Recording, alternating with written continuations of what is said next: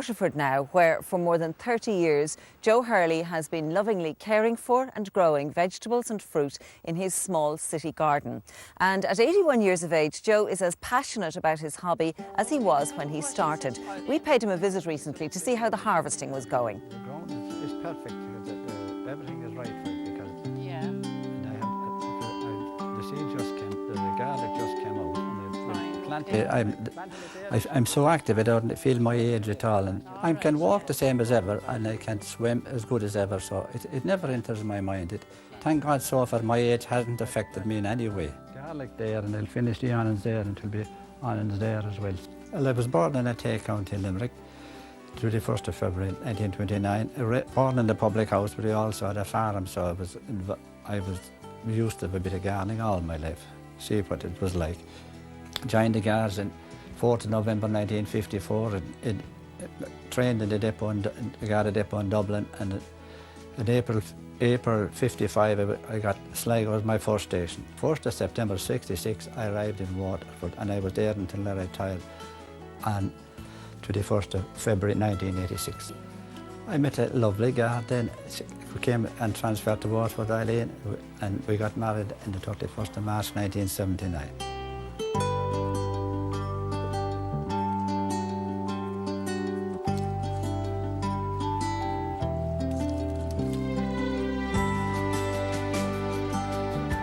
If I neglected the weeding, she'll always spot the weeds, and she'll always keep the onions wet because I might forget to do them. I might maybe let her do it, you know.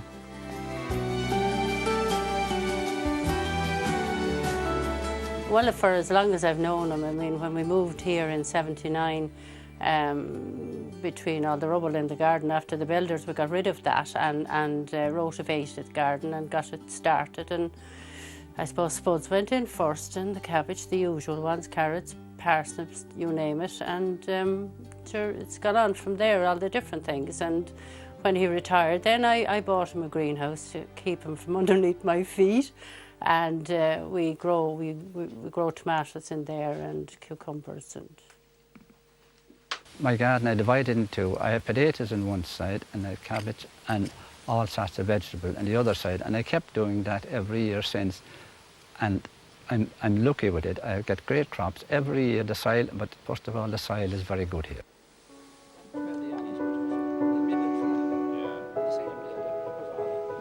At the very, very first meeting in Waterford, which was the first GIY group in the country, I was setting up the chairs waiting for people to arrive, and the first man in the door that night, I think he was 20 minutes early if I remember rightly, was Joe Hurley. So he's literally GIYer #1 and continues to be, which is fantastic. It's more kale, cabbage is there, and more cabbage. I saw it in the local paper that there was this new association formed, so I was the first in, and lo and behold, the place got crowded out, and it grew from there, and it's held the last Wednesday of every month, and I've attended every meeting since. They need a bit of frost to sweeten them. The parsnip need frost. I think kind of the essence of these groups is that you have to have people that are willing to share their knowledge. You know, a fellow like Joe wouldn't get a huge amount in terms of expertise from being part of a GIY group. But it's